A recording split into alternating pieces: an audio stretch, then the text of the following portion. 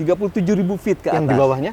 Sedangkan yang di bawahnya 37.000 sampai 0 itu katanya didelegasikan kepada Singapura. Nah ini yang saya akhirnya bingung. Sama aja bohong itu. Oh, iya dong. Kok didelegasikan ke Singapura? Emangnya kita pernah pegang? Apa kita pernah mengendalikan?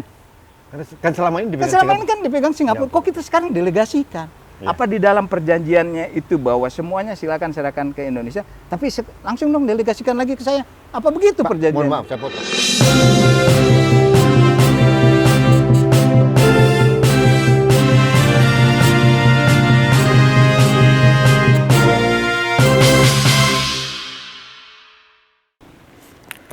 Halo sahabat Indonesia, kita bertemu lagi dalam rubrik Hot News kanal Anak Bangsa TV. Ada yang sedang hot terjadi di negeri ini. Beberapa hari yang lalu Presiden Joko Widodo dengan Perdana Menteri Lee Hsien Loong dari Singapura bertemu di Pulau Bintan, daerah Kepulauan Riau.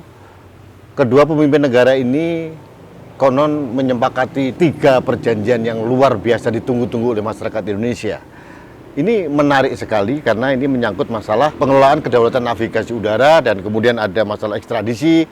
Yang ketiga tentang keamanan. Nah, yang menarik ini masalah pengelolaan kedaulatan navigasi udara ini yang kita sering disebut FIR.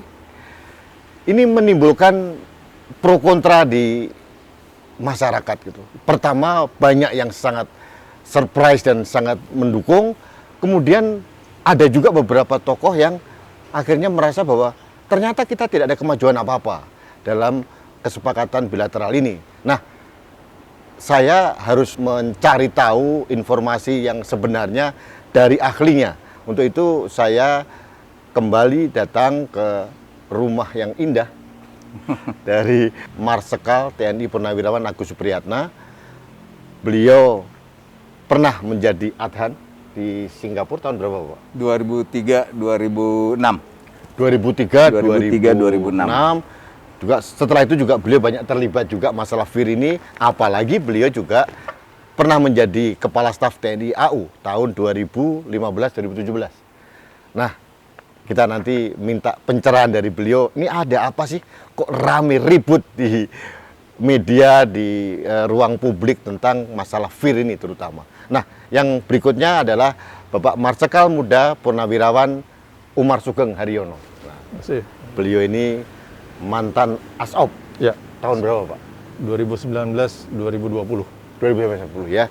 Ini angkatan tahun 86 ya, Pak? 86. Nah, beliau tahu banyak tentang teknisnya karena kebetulan beliau waktu kolonel penerbang waktu di Lemhanas, paper beliau tentang FIR ini. Iya, betul. Jadi sangat kompeten kalau saya minta pencerahan dari beliau ini. Nah, Pak Agus, Ya. ternyata kesepakatan antara PM Lee dan Pak Jokowi menimbulkan pro dan kontra di ruang publik. Akhirnya saya bingung juga nih, Pak Agus. Kepada siapa saya bertanya gitu. Saya harus bertanya pada ahlinya yang orang nomor 1 yang ingin saya tuju adalah Pak Agus Supriyatna.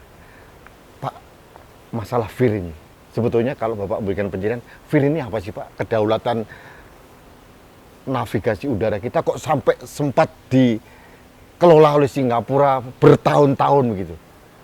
Ya, sejarahnya seperti apa? Singkat aja, Pak. Jadi begini, Pak. Kita harus sama-sama tahu ya bahwa FIR itu sebetulnya dibentuk FIR itu tujuannya untuk keselamatan penerbangan, Pak. FIR itu adalah Flight Information Region. Oke. Itu untuk keselamatan penerbangan. Oke. Nah, tujuannya itu untuk keselamatan penerbangan.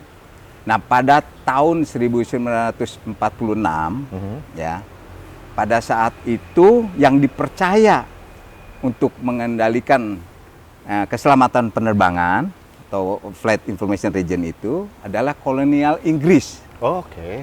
Pada saat itu kolonial Iya, iya. Inggris. Nah, kolonial Inggris setelah Singapura itu merdeka tahun 65 ya akhirnya diserahkan ke Singapura. Karena Singapura koloni dari Inggris dulu. Ya, Oke, baik. begitu. Ya. Udah ada titik terang nih, Pak. Ya. Kenapa Singapura? Terus, Pak? Singapura. Nah, jadi pas kemarin Mas Rudi, waktu pertemuan antara Perdana Menteri Singapura dengan Presiden Joko Widodo. Iya. Terus Pak Jokowi setelah penandatangan Pak Joko Widodo melaksanakan kayak jumpa pers lah gitu. Iya, oke. Ya, jumpa pers. Dan saya dengar sekali pada saat beliau mengatakan bahwa selain ekstradisi dan ini, bahwa Flight Information Region secara keseluruhan ya di Kepulauan Riau dan Pulau Natuna sudah diambil alih pada Indonesia. Gitu. Iya. Wah, ini bukan bangganya bukan main saya. Ini good news, Pak. Wah, good news bener. Bayangin, saya tahun 2003-2006 sebagai Atan Singapura itu kan beberapa kali ikut rapat masalah ini, ya kan? Tapi karena isinya itu di klaus-klaus berikutnya keinginan Singapura terlalu banyak bla bla bla bla, kita udah coret, nggak usah. Kan begitu. Gagal terus. Gagal terus. Itu dari dulu sebenarnya dari 1990 sebenarnya terus gitu ya.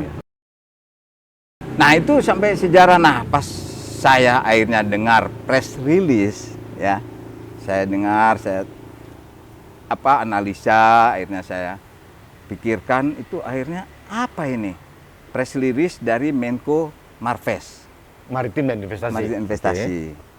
Bahwa pendelegasian kesepakatan itu diambil alih oleh Indonesia, itu pengendaliannya yang ketinggian 37.000 ke atas. Feet ke atas. Iya, 37.000 feet ke atas. Yang di bawahnya? Sedangkan yang di bawahnya 37.000 sampai 0 itu katanya didelegasikan kepada Singapura. Nah, ini yang saya akhirnya bingung. Sama aja bohong itu. Iya dong. Kok didelegasikan ke Singapura? Emangnya kita pernah pegang? Apa kita pernah mengendalikan? Kan selama ini dipegang Selama ini kan dipegang Singapura. Kok kita sekarang delegasikan? Ya. Apa di dalam perjanjiannya itu bahwa semuanya silakan serahkan ke Indonesia, tapi langsung dong delegasikan lagi ke saya? Apa begitu Pak, perjanjian? mohon maaf, saya potong. 37.000 feet ke atas diserahkan penuh oleh ke Indonesia. Kepada Indonesia. 37.000 feet ke bawah sampai 0 itu Singapura. didelegasikan ke Delegasikan lagi ke Ini Singapura. konsekuensinya seperti apa sih, Pak? Itu dia lucu, Pak. Ya. Jadi kalau secara operasionalnya nanti, secara ininya nanti itu Asop saya tahu lah. Beliau penerbang semua dia dong. Nah, beliau tahu karena beliau juga pelaku sebagai penerbangan. Kalau misalnya Kepulauan Riau, Kepulauan Natuna, apa kita akan terbang 37.000 kan gitu? Iya. Pasti kan tidak lah ya. Iya. Karena kita ini pelaku, kita Iya. ini penerbang. Iya. Pasti harus tetap komunikasi dengan ATC-nya Singapura kan Iya. begitu. Iya. Karena nah ini pendelegasiannya itu. Dan kata-kata ada pendelegasiannya itu ke bawahnya itu. Ini yang saya belum baca lengkap ya, tapi yang saya dengar, yang saya tahu itu bahwa ada selama 25 tahun. Oh, dikunci. Loh, bukan lama sekali. Dan kita akan dilihat, ini Indonesia ini apa nggak bisa, harus 25 tahun. Iya kan kesiapannya itu. Kok harus 25 tahun? Nanti, dan lucunya lagi, setelah 25 tahun bisa diperpanjang kesepakatan dua negara lagi. Waduh, ini bingung Mas. Karena apa saya bilang? Yang 37.000 saja yang katanya udah sepenuhnya dipegang sama kita, diandal sama kita. Nggak bisa kita langsung laksanakan. Karena ini harus dikirim lagi, dilaporkan kepada International Civil Aviation Organization, ke ICAO itu. Oh, Jadi harus tetap ke ICAO. jadi tidak serta-merta berlaku. Nggak bisa. Oke. Kesepakatan terjadi langsung berlaku, nggak bisa. Oke. Itu harus ke ICAO. Iya. Nah selama ini juga lucu gitu loh, kok kita ribut dengan Singapura kan gitu. Loh ini dulunya bagaimana? Oh ternyata didelegasikan ke kolonial Inggris. Nah Inggris serahkan lagi ke Singapura.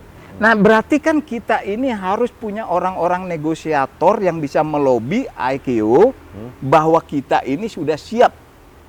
Sebetulnya baik alat peralatan, infrastruktur, sarana prasarana maupun sumber daya manusia pasti sudah siap.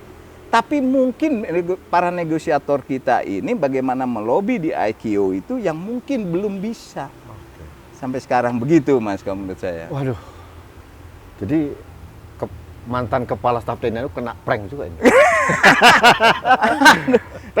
Betul awalnya saya bangga sekali bagaimana dulu sulitnya gitu loh. Iya. Karena di klausul-klausul berikutnya keinginan Singapura itu seperti A, B, C, D. Ini enggak.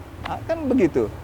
Nah ini sekarang kok langsung ditandatangan dan waduh merasa hebat sekali kan. Ya. Ternyata bayangkan loh, kalau 0 sampai 37.000 masih tetap dikendalikan Singapura, berarti bagaimana kedaulatan teritorial kita dan ruang udara di atasnya? Kan nggak sesuai. Pak, mohon maaf, mohon pencerahan. Yang dimaksud dengan kedaulatan udara seperti apa? Kedaulatan udara itu Pak sesuai dengan UNCLOS 82 ya kan. Iya. Terus udah gitu kita kan udah tahu sendirilah ada konvensi Chicago juga tahun 44 kan Iya, gitu Pak. iya. Jadi teritorial dan ruang udara di atasnya Iya. ya, itu suatu kedaulatan negara. Ya. Sehingga negara yang berdaulat lah yang mengendalikan itu semua. Begitu Pak. Oke. Jadi yang mengendalikan tuh harusnya negara yang berdaulat. Nah negara yang berdaulatnya apa sekarang? Kan Indonesia. NKRI. Begitu loh maksud saya itu. Pak, izin mau pindah dulu ke Oh, silakan, Pak silakan. Umar. Pak Umar apa sempat kena prank juga atau gimana? Bapak sempat bahagia dulu atau gimana Pak awalnya ini? Ya, terima kasih Pak Rudi. Mohon izin, Pak Agus. Memang awalnya ketika kami mendengar beberapa hari yang kemarin itu tentang berita tentang pendelegasian lagi ke Indonesia, kami sangat bangga. Sebagai penulis, ketika saya Sesko TNI dan Lemhanas, kami tuliskan tentang masalah FIR ini. Ya. Kami sangat bangga, tetapi begitu kami pelajari bagaimana isi detailnya, ada 5 poin, tapi kok ini yang menjadi apa ya, miris bagi saya. Kebanggaan saya tidak 100% lagi. Karena apa? Seperti yang disampaikan Pak Agus. Kita hanya bisa mengelola 37.000 ke atas. Yang ke bawahnya masih dikelola Singapura. Keinginan kami adalah mutlak, Pak. Seperti yang Dari nol disampaikan. Dari 0 sampai tidak keseluruhan? terhingga. Oke. Seperti itu. Pak, mohon maaf, pertanyaan saya ke Pak Ya. Gus tadi. Konsekuensinya kalau kita hanya 37 ke atas, ini apa sih Pak? Apakah mungkin lebih ramai di sini atau gimana sih? Nggak ngerti saya. Oke, Pak. Jadi informasi yang kami terima, data dari Airnav, itu bahwa penerbangan saat ini ya, saat ini, beberapa akhir ini, pesawat yang terbang di atas 37.000 ke atas itu hanya 20 pesawat per hari. Yang Kira-kira. 37.000 ke atas? Iya. Oke, baik. Itu yang kita kelola. Oke. Nah, sekarang yang ke bawah, itu lebih dari 200 penerbangan per Berarti harinya. 20 kali lipat lebih? Hampir. Iya, 10 kali lipat lebih. Apakah ini Gitu. ada konsekuensi ekonomi Pak? Tentu pasti ada. Pak, Tentu jelaskan pasti ada. ekonominya seperti apa? Apakah setiap airline atau siapapun yang lewat harus bayar begitu? Iya. Otomatis yang 37.000 ke bawah harus bayar ke Singapura? Yang 37.000 ke bawah bayar ke Singapura. Indonesia hanya dapat fee sekian persen. Gitu. Sekian persennya berapa? Mungkin orang-orang dari rekan-rekan dari perhubungan mengerti berapa. Pak Umar, mohon maaf nih Pak. Dari tahun 46 dipegang oleh kolonial Inggris, kemudian Singapura merdeka tahun 65 kalau nggak salah, Ya. tetap Inggris. Karena waktu itu pertimbangannya konon katanya karena SDM kita dianggap tidak mampu. Ya. Nah, dengan sekian puluh tahun itu, apakah sebenarnya kita belum mampu mengelola kedaulatan udara kita ini? Ya memang awalnya tahun 46 itu SDM kita dan kondisi negara kita masih belum Ya. settle lah, belum Baru baik. tahun merdeka. Ini Baru 1 tahun tahun merdeka. Ya. Sehingga kemampuan dari sumber daya manusianya masih kurang. Kemudian tahun 65 itu Singapura merdeka. Dari kolonial menyerahkan kepada Singapura dan berlanjut terus. Mereka sudah punya roadmap sampai tahun 2036 dan seterusnya, seperti itu. Yang pernah saya lihat dan saya pernah berkunjung ke ETC di Changi, Singapura. Seperti itu. Jadi saya sendiri pernah melihat bagaimana mereka mengoperate FIR ini seperti itu. Ya, artinya apakah SDM kita dan peralatan kita memang kalah jauh atau gimana sih Pak sebetulnya? Tidak juga. Saya berpikiran ketika saya ingin masuk, saya berpikiran bahwa peralatannya canggih dan sebagainya. Tapi ternyata tidak juga. Apa yang mereka miliki sebetulnya ya samalah dengan kita itu. SDM-nya juga, kemampuan kita juga sudah teruji di mana-mana sepertinya gitu. Oke, Pak Agus Nyun Sewu, saya Ya. potong lagi nih Pak Umar. Ya. Kalau memang SDM kita dianggap mampu, sebenarnya kita mampu nggak sih mengelola kedaulatan udara kita keseluruhan sebetulnya sekarang ini? Kalau saya lihat Pak, mulai dari sarana, prasarana, infrastruktur, sumber daya manusia Plus itu SDM-nya, oke. pasti mampu Pak. Pasti mampu. Udah pasti sangat mampu, Pak. Sangat mampu, Pak. Sangat mampu Pak. Tapi kan ini yang tadi saya sampaikan Pak. Iya kan persetujuan ini kan harus dari International Civil Aviation Organization. Iya. Nah, apakah sampai saat ini itu kita sudah ada yang masuk dalam AKIO, anggota AKIO? Dan bagaimana para negosiator ini bisa melobi AKIO bahwa, coba cek nih. Bahwa Indonesia sudah mampu bisa mengoperate dan bertanggung jawab atas keselamatan penerbangan sesuai dengan peraturan dari ICAO itu. Nah ini yang harus kita perlukan negara kita ini gitu loh, pemerintah ini. Bagaimana kita melobi mereka, meyakinkan mereka. Iya, gitu. Kalau melihat hasil dari kesepakatan yang beberapa hari yang lalu, saya mohon maaf, saya menyimpulkan bahwa negosiator itu belum bekerja dengan baik. Karena kenyataannya 0 sampai 37 ribu masih Wah, diserahkan pada Singapura. Nah, kalau menurut itu Pak Agus, apakah mungkin tim inti dari Presiden kurang memberikan masukan ke arah sana? ini yang saya belum tahu nih timnya ini gitu loh. Timnya ini memberitahu seperti apa kan kita tidak tahu lah ya. Karena seperti dulu lah, saya masih ingat tuh tahun 2009 ya kan, tim untuk ekstradisi itu ya kan zamannya Pak SBY lah gitu. Udah membuat segala macam gitu. Tapi ternyata pas dilihat keinginan Singapura seperti ini akhirnya kan tidak jadi diajukan ke DPR. Kan tidak jadi waktu itu tuh. Iya. Akhirnya karena ada hubungannya dengan bagaimana masalah pertahanan, kerjasama pertahanan. Malah di area kita ya tanpa izin akan bisa digunakan latihan bersama Singapura dengan negara lain. Nah ini yang kita marah dok. Enak aja di wilayah kita kok latihan bersama sama yang lain. Kan gitu. Nah, Pak Umar, apakah karena ada ini kan bersamaan 3 poin ini kan? Iya. Pertama tentang FIR, kedua tentang ekstradisi, yang ketiga tentang DCA, defense ini, corporation agency. Nah, apakah ini mungkin sekedar, mohon maaf ini, kita dapat ekstradisi saja yang FIR-nya kita ngalah atau gimana sih menurut Bapak? Ya, kalau menurut saya ya, mudah-mudahan ini titik awal untuk step selanjutnya. Jadi yang pertama kita dikasih yang 37 ribu ke atas, setelah kita lancar mungkin seperti itu, kemudian mohon maaf, saya potong. selanjutnya. Tapi kan Pak Agus tadi mengatakan sudah dikunci 25 tahun ke depan, baru kita evaluasi kembali. Ya. Nah, mungkin ada politik yang harus dilakukan, negosiasi lagi yang perlu dilakukan. Karena tapi kalau agreement sudah tanda tangan, nanti kita di arbitrasi juga, internasional juga kita kalah. Karena gini Pak, pemerintah itu bertanggung jawab terhadap Undang-Undang Nomor 1 Tahun 2009. Nah, itu Pak. Pasal 456, 58. Oke. 458. Bunyinya seperti apa, Pak? Bisa sampaikan? Ya. 458 Undang-Undang Nomor 1 Tahun 2009 menyatakan bahwa 15 tahun ke depan setelah tahun 2009. Ya. Oke. Airnav harus sudah mengevaluasi dan melaksanakan penyelenggaraan FIR tersebut. Setelah total. Iya, total. Berarti itu. kalau dari tahun 2009, 15 tahun berarti 2024. Nah, ini itu. Sekarang tahun 2022. Ya, berarti tinggal 2 tahun lagi. Tapi kan tidak sesuai dengan bunyi undang-undang itu. Apakah itu. berarti pemerintah melanggar undang-undang? Melanggar saya kurang paham ya, seperti itu. Mungkin ini adalah terobosan pertama. Saya mudah-mudahan ini ya, terobosan pertama dan ada selanjutnya untuk mengawasi yang dari 37 ribu ke bawah seperti Bagus, itu. ada pendapat. Karena saya dikunci 25 tahun tadi agak ngeri saya. Gimana Bapak? Ya mudah-mudahan ini dikunci 25 tahun tuh ini masih caranya bisa supaya ini di tanda tangan disepakati ya. Ini tadi yang tapi setelah tahun ke depan 2023 kita lihat kan undang-undang masalah penerbangan. Ini undang-undang penerbangan nih udah namanya undang-undang itu udah persetujuan pemerintah dengan DPR kan. Dan ini harus dilaksanakan namanya undang-undang kan. Enggak 2024 tuh harus sudah diambil alih kita. Kan begitu sesuai dengan undang-undang itu. Nah, mudah-mudahan 2023 ngamuk lah Indonesia kan. Pak, mohon maaf. Kalau dalam peraturan kalau nggak salah tolong dikoreksi.